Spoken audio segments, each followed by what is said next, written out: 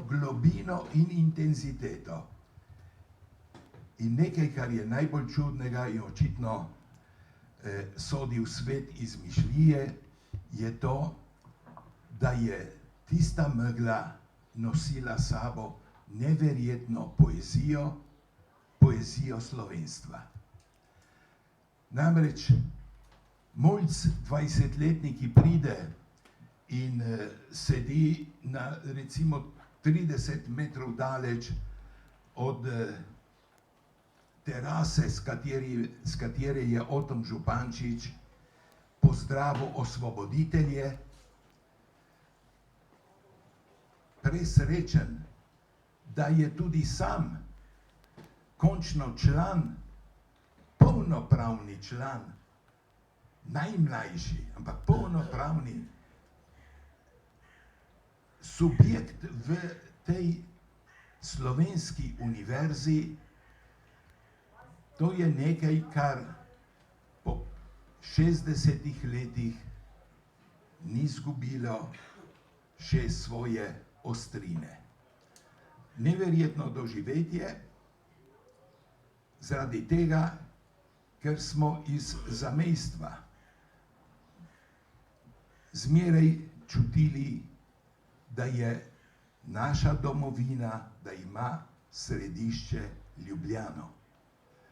In smo jo tako doživljali in živeli in jo v bistvu živimo še zmeraj nekateri, tudi ko smo se že zdavnaj preselili v svoj rojstni kraj. V tem rojstnem kraju se je medtem zgodilo marsikaj, pač zgodovina je šla naprej, ampak nekaj bistvenega se je zgodilo tudi v sami Sloveniji, v matični domovini. Zgodilo nekaj nepričakovanega, da rečemo, ali pa dolgo pričakovanega, odvisno od zornega kota.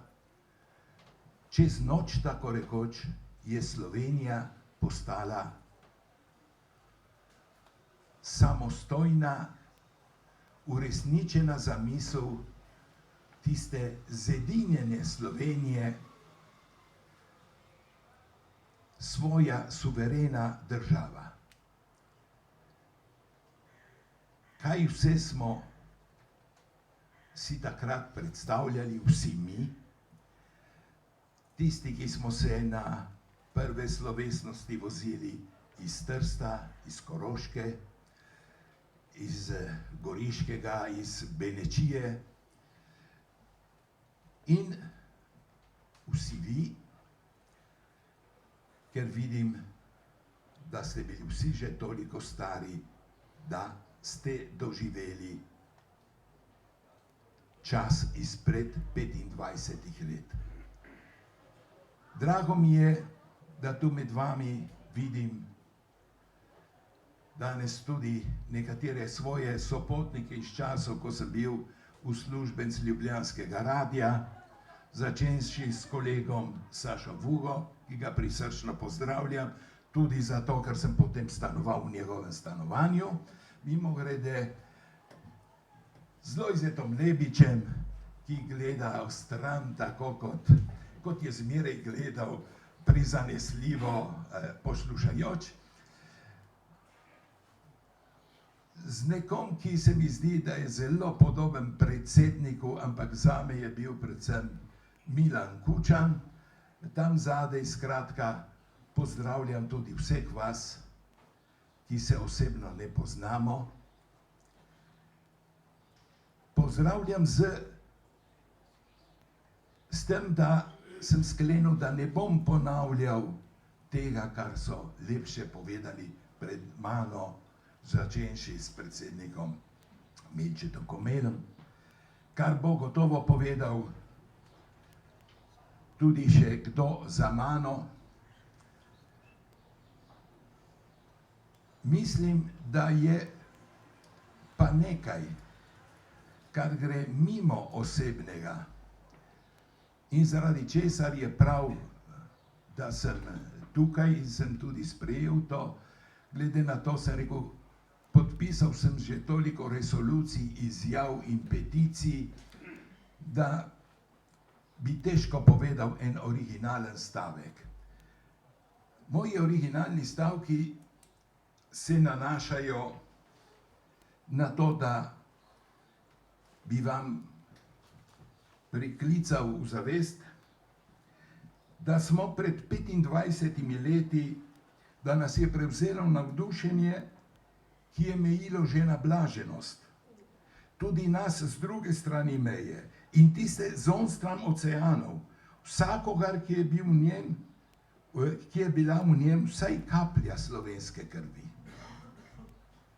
Danes, ko meje ni nikjer več ali vsaj do ondanje ni bilo, pa ugotavljamo, da je z visokoletečimi sanjanimi splahnela tudi zavest, da Slovenija kljub vsemu ni vsa zajeta v enem državnem telesu, da se zliva čez Muro in Karavanke v porobje Furlanske ravnine, Tržaški zaliv in čezen v širni svet, kamor so nas nemile saple razteple.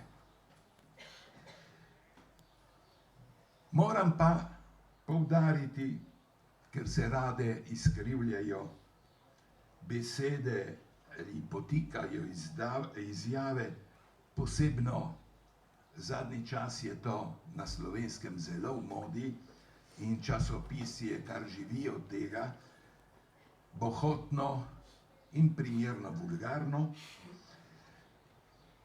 Republika Slovenija nam je v čast in ponos. Nismo pa zmeri ponosni na njene odločitve in predstavnike. Zdi se mi, da je ta hip, ker je bilo prej omenjeno tudi že ime ministra za Slovence po svetu in v zamejstvu in po svetu, da smo lahko, vsaj kar se tiče nas na Tržaškem, zadovoljni z delovanjem tega ministrstva, za veliko razumevanje, ki smo ga deležni, ampak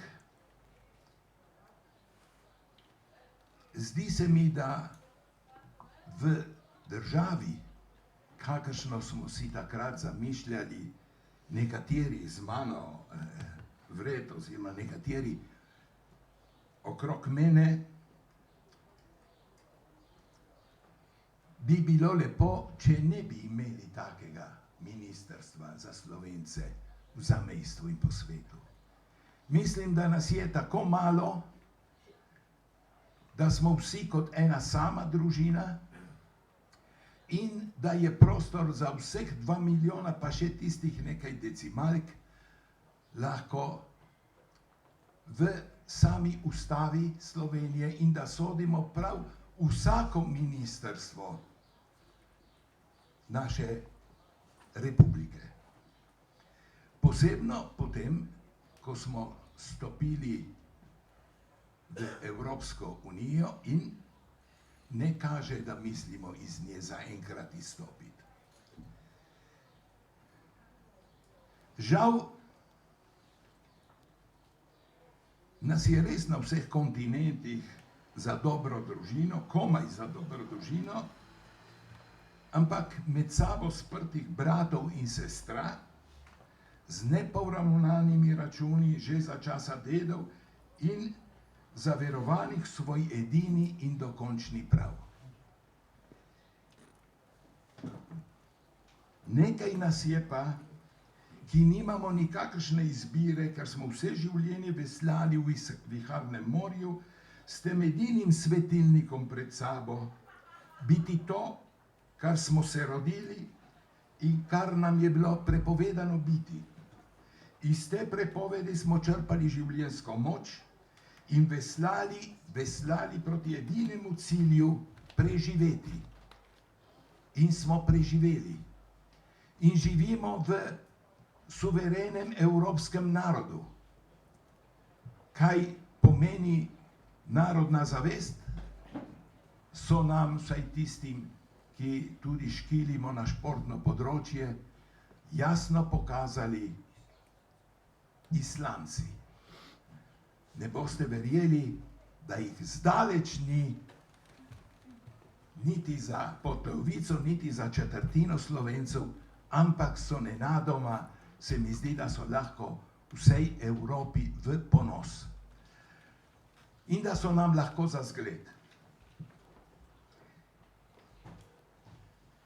Izgovor o vsem tem, kar je bilo rečeno, o univerzi in jeziku, o študiju in predavanjih doma in študiju in predavanjih v inozemstvu, se mi zdi,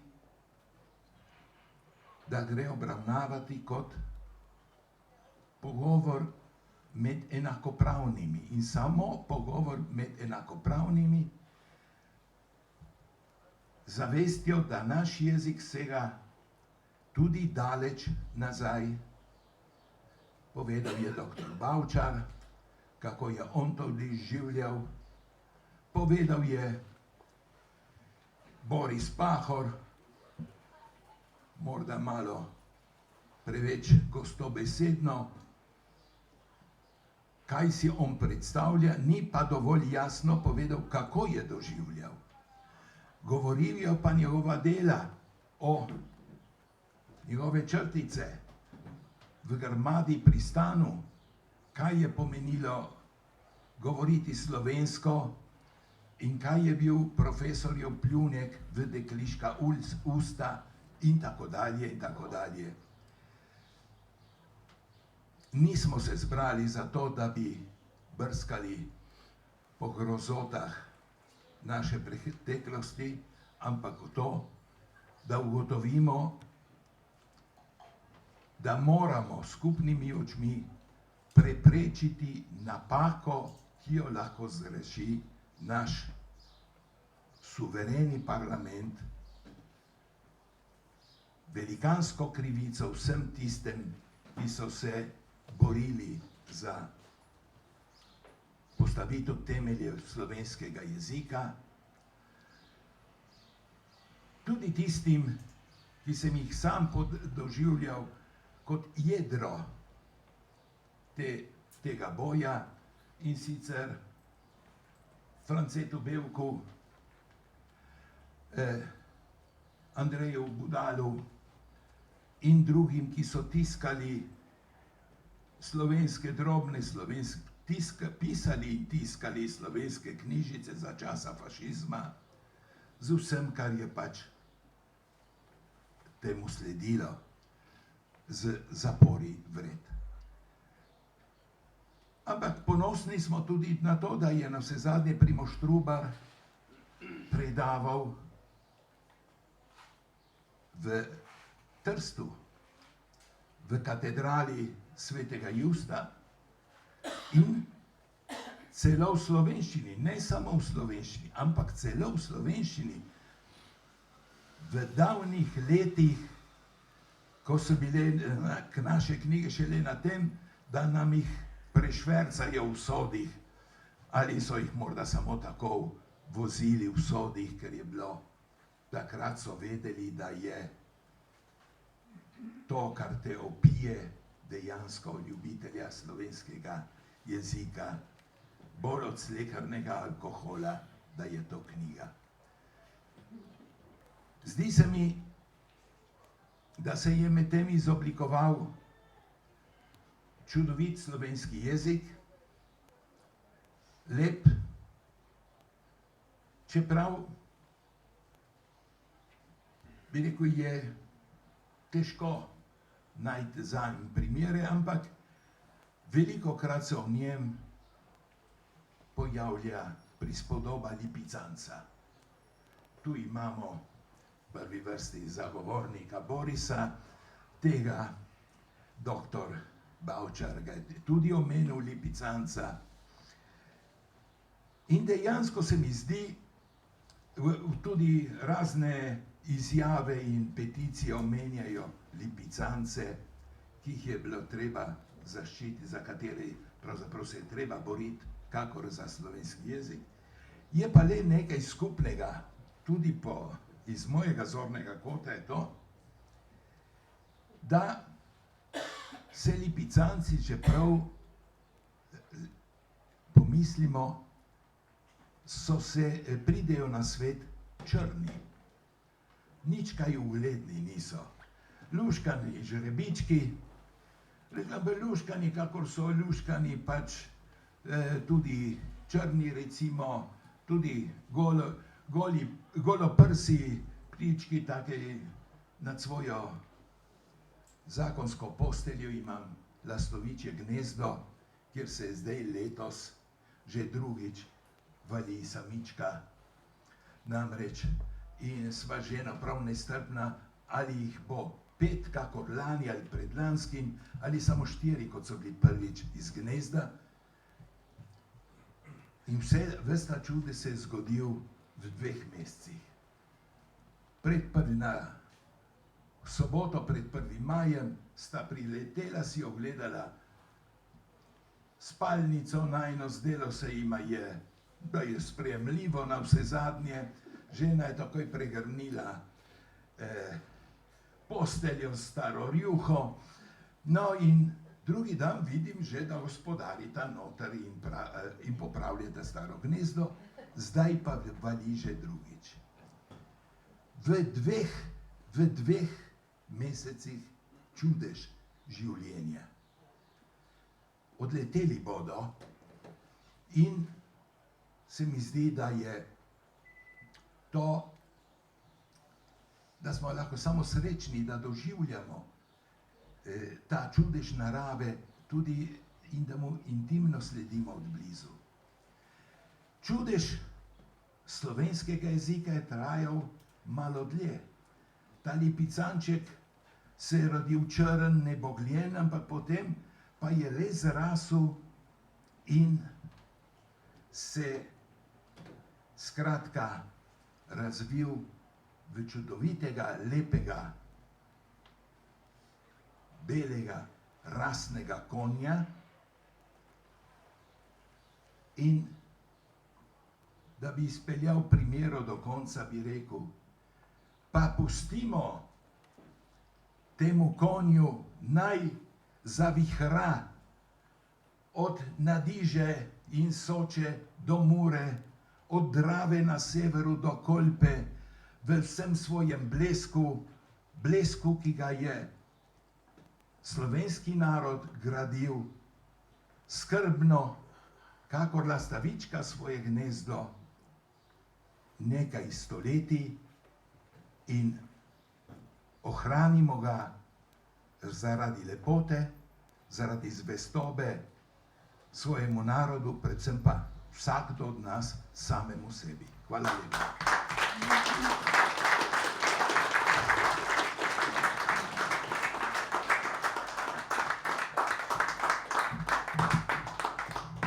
Hvala lepa Miroslavu Košuti. V njegovi knjigi Križada ima čudovite spremne misli akademik Niko Grafenauer in piše med drugim o Miroslavu Košuti, o neponovljivi sproščenosti in doživljavski pristnosti slehernega otroštva in pravi: to pa se zmerom druži tudi s pojmom maternega jezika, kar še posebej velja za pesništvo, zlasti že, če je namenjeno otrokom, ki ta jezik v zamejstvu nepovratno izgubljajo. Zato se Miroslavu Košuti kot pesniku, ki živi v Trstu, pogosto dogaja, da mu pisanje včasih naenkrat zastane pred grenkim vprašanjem, koliko je po tržaških in sploh v zamejskih šolah še učencev, ki bodo njegovo pesem, misel, besedno igro ali še samo manj vsakdanjo besedo doumeli in doživeli kot svojo. To je vprašanje, ki se lahko jutri ponovi tudi za bodoče slovenske generacije. Akademik Niko Grafenauer nam je poslal svoj prispevek, namreč ni se mogel udeležiti današnjega srečanja, za kar se seveda vsem opravičuje, bo pa magistrica Manca Erzetič prebrala njegove misli. teze za spomenico o jeziku. Kadar govorimo o jeziku, se pogosto niti ne zavedamo, da s tem že označujemo tisto bistvo človeka, o katerem je govoril že Aristotel, ko je zapisal, da je človek edino živo bitje, ki ima logos. To pa pomeni, da zna misliti in zna govoriti.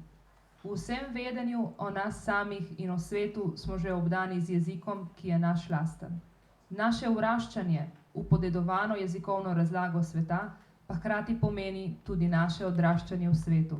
Od otroštva do starosti, od pamti veka do tega časa, v katerem živimo. To je naša temeljna civilizacijska paradigma, v ta kontekst seveda spada tudi lingua slovenica. S pojmom materinski jezik ni označen le pradavni izvir jezika, ampak tudi njegovo nenehno organsko javljanje. Otrok postane človek v pravem pomenu šele, ko si prisvoji materin jezik, ugotavlja Edvard Kocbek v eseju Misli o jeziku iz leta 1963, le kratek vek pred tem, ko je na jugoslovanskem kulturno-političnem prizorišču izbruhnila afera v zvezi s skupinskimi jedri. Kajti, narod ni močan takrat, ko ne more skočiti iz svoje kože, ker ima svoj izvirni jezik za varno obrambno obliko, pravi Kocbek dalje, temveč je močan takrat, ko mu postane jezik suveren in tako rekoč osvojevalen izraz, ki z njim popolnoma sproščeno občuje s svetom. Vsak narod se mora prej ali slej poistiti s svojim jezikom, da mu postane nezamenljiv izraz, njegova najintimnejša resnica, njegova narava. Vse povedano nima nobene zveze s purizmom, pač pa se nanaša na to, kako z jezikom in njegovo svetotvorno zmožnostjo očuvati našo nacionalno oziroma etnično identiteto. Govorim o dveh poglavitnih grožnjah, ki pretijo prav v območju jezika, imata pa še dosti globlje eksistencialne, humanistične in kulturne razsežnosti. Razporejam ju v naslednji dve fakticiteti, ki sta čedalje bolj agresivno zaznavni v sedanjem zgodovinskem trenutku slovenskega časa. Prvič, večplastnost in večpomenskost v načinu sobivanja, ki označuje sodobno Evropo in izvira iz pretekle zgodovinske izkušnje, daje današnjemu globalizacijskemu trendu v svetu tudi tako imenovano glokalizacijsko vsebino. Se pravi, več kot je globalnega, več mora biti tudi individualnega, posebnega, različnega. Zato se eden od očetov globalizacijskega videnja sveta, Roland Robertson, nikoli ne naveliča poudarjati, da gre pri globalizaciji vselej tudi za glokalizacijo. Z drugimi besedami rečeno, globalizacija ne pomeni že kar avtomatično in enostransko tega, kar ta pojem označuje in je pogosto neusahljivi izvir nesporazumov o njem, marveč prihaja, prav nasprotno, v luči vsega, kar implicira vselej tudi do novega poudarjanja lokalnega. Pri kulturni globalizaciji je zato najpomembnejša interakcija med partikularnim in univerzalnim polom, kar označuje skovanka glokalizacija.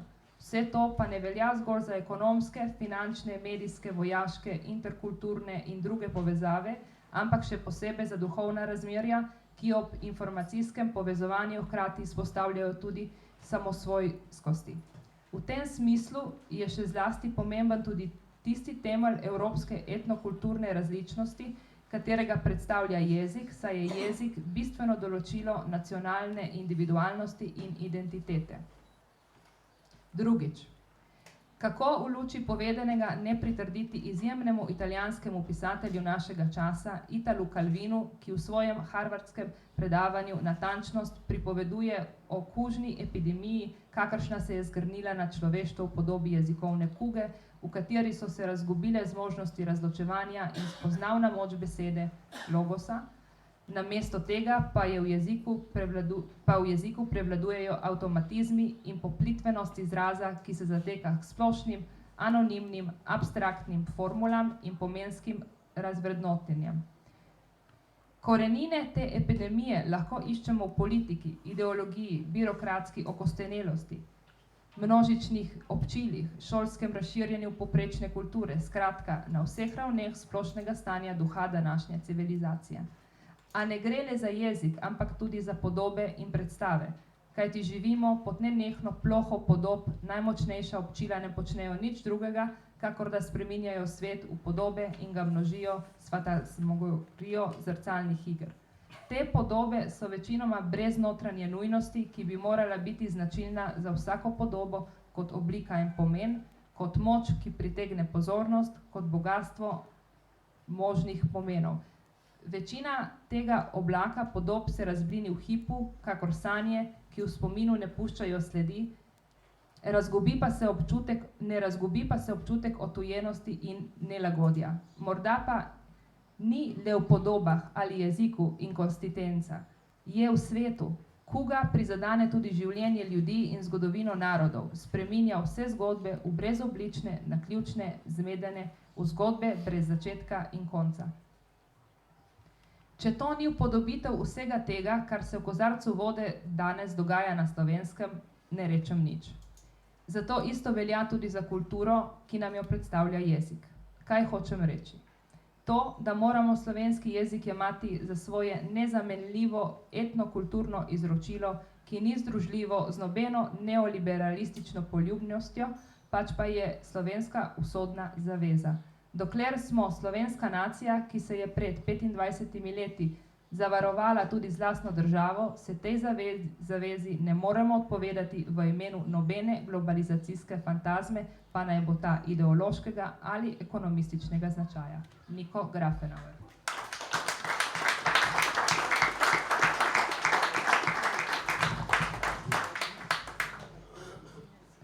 Leta 2001 sem prvič osebno srečala profesorja doktorja Borisa Novaka in takrat mi je Primorski dnevnik 7. avgusta objavil dolg intervju z njim, kjer je med drugim skoraj profetsko povedal na vprašanje, ki sem mu ga postavila.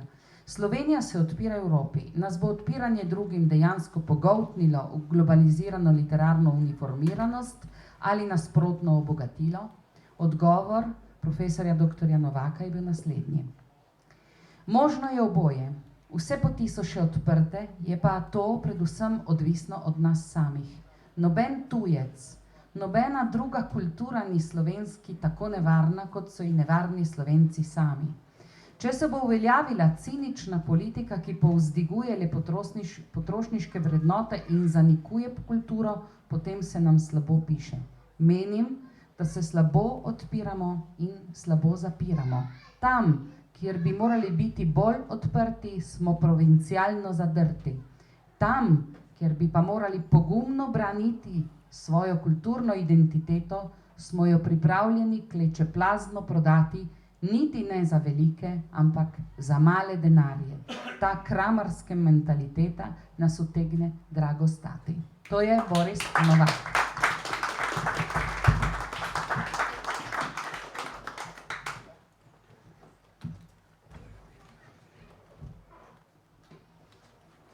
Zahvaljujem se kolegici Rojc, da je evocirala spomin na najin pogovor izpred 15 let. Navezal bom na to. Jezik je seveda neprecenljiva vrednota.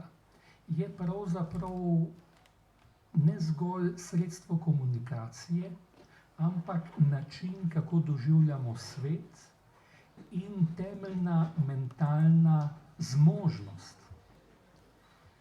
Se pravi, da je to kategorija, ki pravzaprav nima cene, in prav zato, ker nima cene, jo nekateri v našem prostoru imajo za kategorijo, ki je popolnoma zastonj, s katero je mogoče ravnati kar se da nemarno, ali pa kot kategorijo, ki je absolutno,